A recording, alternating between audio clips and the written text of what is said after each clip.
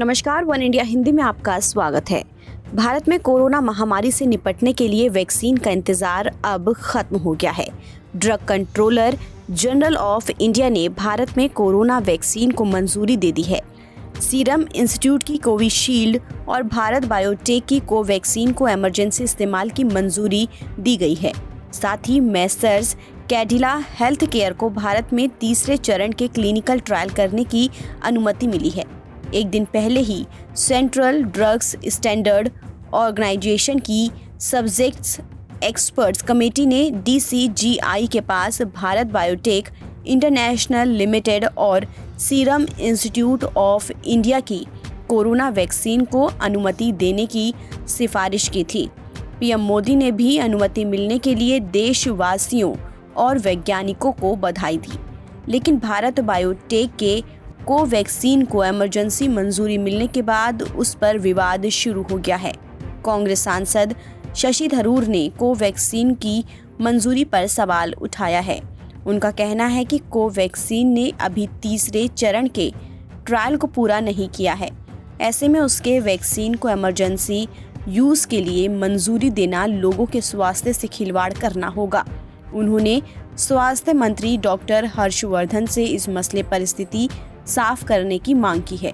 कांग्रेस नेता शशि थरूर ने ट्वीट किया कि कोवैक्सीन का अभी तक तीसरे चरण का परीक्षण नहीं हुआ है। स्वीकृति समय से पहले मिली है और ये खतरनाक हो सकती है। डॉक्टर हर्षवर्धन को स्पष्ट करना चाहिए, पूर्ण परीक्षण समाप्त होने तक इसके उपयोग से बचा जाना चाहिए था। इस दौरान भारत एस्ट्राजेनेका वैक्सीन के साथ अभियान शुरू कर सकता है। शशि थरूर ही नहीं बल्कि कांग्रेस के वरिष्ठ नेता आनंद शर्मा और जयराम रमेश ने भी इस पर सवाल खड़े किए हैं। कांग्रेसी नेता और पूर्व केंद्रीय मंत्री जयराम रमेश ने भी इसी तरह का सवाल उठाते हुए कहा है कि भारत बायोटेक प्रथम श्रेणी का उद्यम है।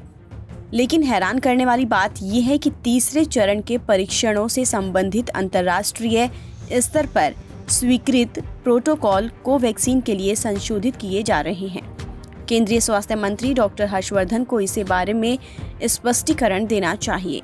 वहीं आनंद शर्मा ने सरकार को ये बताने के लिए कहा है कि अनिवार्य प्रोटोकॉल और डेटा के सत्यापन के बिना वैक्सीन के इस्तेमाल की मंजूरी क्यों दी। बता दें कि कोवैक्सीन भारत की स्वदेशी वैक्सीन है जिसे भारत बायोटेक ने विकसित किया है। भारत बायोटेक और NIV पुणे ने मिलकर इस वैक्सीन को तैयार किया है। कोवैक्सीन देश में पहली स्वदेशी वैक्सीन है जिसे DCGI ने मंजूरी दे दी है। वहीं ऑक्सफोर्ड और एस्ट्राजेनेका की वैक्सीन को भारत में सीरम इंस्टीट्यूट ऑफ इंडिया बना रही है। ऑक्सफोर्ड के वैक्सीन का नाम कोविशील्ड है। फिलहाल इस खबर में इतना ही। देश और दुनिया के तमाम खबरों के लिए आप बने रहिए वन इंडिया हिंदी के साथ।